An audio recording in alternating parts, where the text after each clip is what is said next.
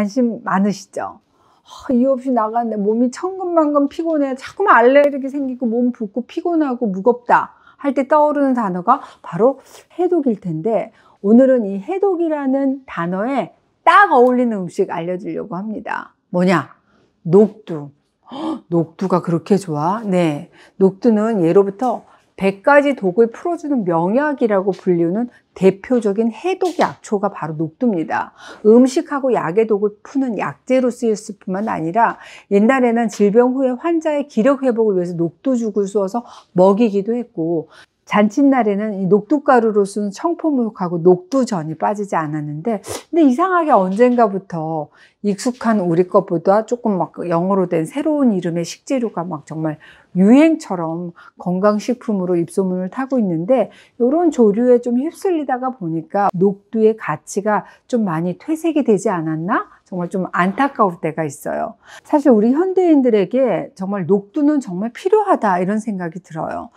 녹두의 탁월한 해독력이 우리 현대인들에게 어떻게 적용될 수 있을지, 이런 분들은 녹두 꼭 챙겨 드셔야 됩니다 라는 말씀 드리고 싶습니다. 첫 번째, 염증 많으신 분들.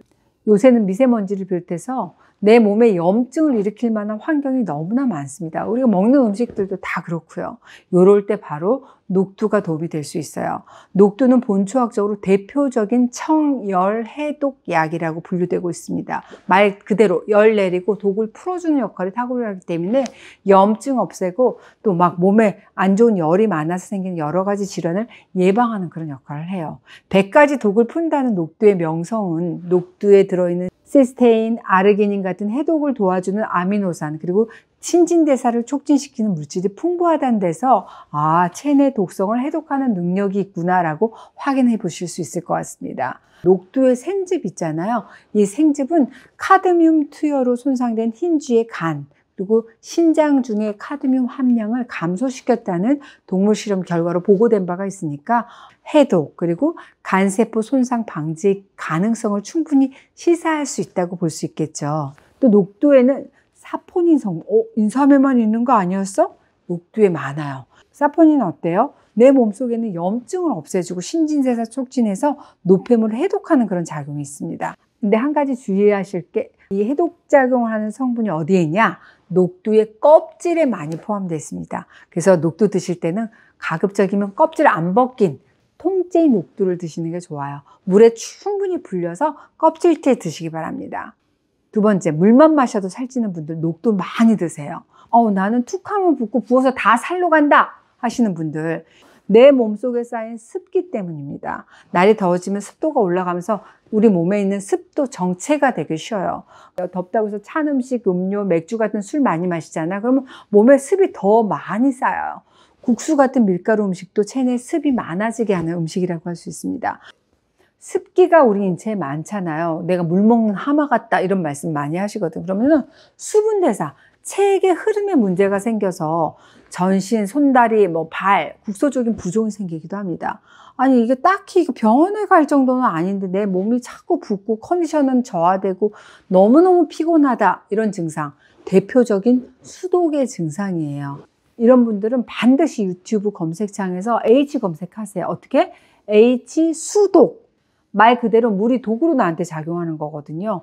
그러니까 H 수독 이렇게 검색하셔서 좀 참고하셨으면 좋겠습니다. 의외로 이런 분들이 많아요.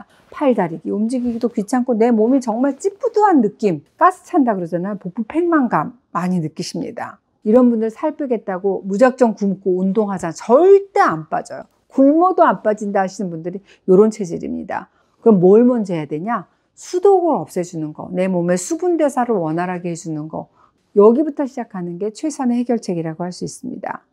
요럴 때 많이 쓰는 약 처방에 반드시 빠지지 않고 들어가는 게 바로 녹두기도 해요.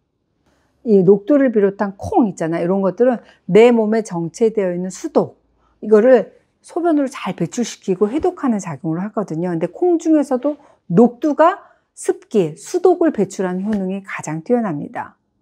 실제로 연구를 보면 녹두가 지방 축적을 감소시키는 효과가 있는 것으로 나와 있어요. 어떻게? 녹두의 항비만 효과에 대한 국내 연구도 이미 보고된 바가 있고, 또 해외 논문들 보잖아요. 그럼 녹두에 함유되어 있는 여러 가지 성분들이 우리 세포 내에 있는 지방 축적을 감소시키는 효과가 있다는 연구도 보고된 바가 있습니다. 단 녹두 자체는 전분 함량이 높아요. 그렇기 때문에 칼로리 자체가 그렇게 낮지는 않습니다.